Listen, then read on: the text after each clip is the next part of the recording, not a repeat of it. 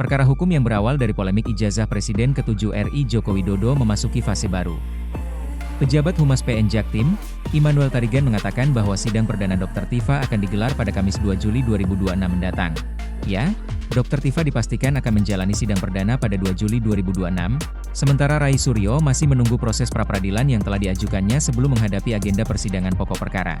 Perkembangan tersebut menunjukkan dinamika baru dalam kasus yang selama beberapa tahun terakhir menjadi salah satu polemik paling banyak diperbincangkan di ruang publik.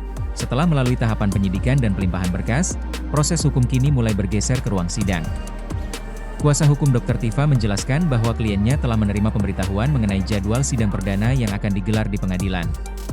Pihaknya menyatakan siap menghadapi seluruh proses hukum dan memanfaatkan persidangan sebagai ruang untuk menyampaikan argumentasi serta pembelaan secara terbuka.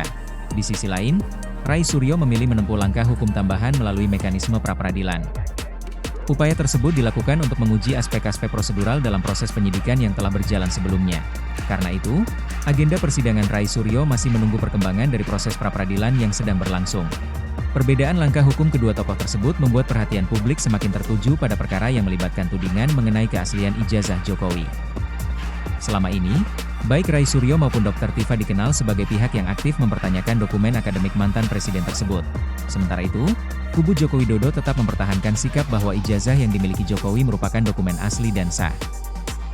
Tim kuasa hukum Jokowi juga sebelumnya menyatakan mantan presiden tersebut siap menghadiri persidangan apabila kehadirannya diperlukan oleh majelis hakim untuk memberikan keterangan atau menunjukkan dokumen yang menjadi objek polemik. Kasus ini bermula dari berbagai pernyataan dan konten yang mempertanyakan keaslian ijazah Jokowi. Polemik yang awalnya berkembang di media sosial kemudian berlanjut ke jalur hukum setelah adanya laporan kepada aparat penegak hukum.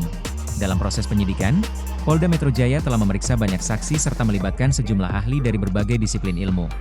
Penyidik juga melakukan serangkaian pemeriksaan terhadap dokumen yang berkaitan dengan perkara sebelum akhirnya melimpahkan kasus tersebut ke tahap penuntutan. Bagi Dr. Tifa, sidang perdana pada 2 Juli mendatang akan menjadi momen penting untuk menyampaikan posisi hukumnya secara resmi di hadapan pengadilan. Persidangan juga akan menjadi arena pertama untuk menguji berbagai dakwaan yang diajukan jaksa penuntut umum. Sementara bagi Rai Suryo, perhatian saat ini masih tertuju pada hasil pra-peradilan. Jika permohonan tersebut tidak mengubah status perkara, maka proses hukum diperkirakan akan berlanjut ke tahap persidangan sebagaimana yang dialami pihak-pihak lain dalam kasus yang sama. Pengamat hukum menilai jalur pra-peradilan merupakan hak setiap warga negara yang berhadapan dengan proses pidana.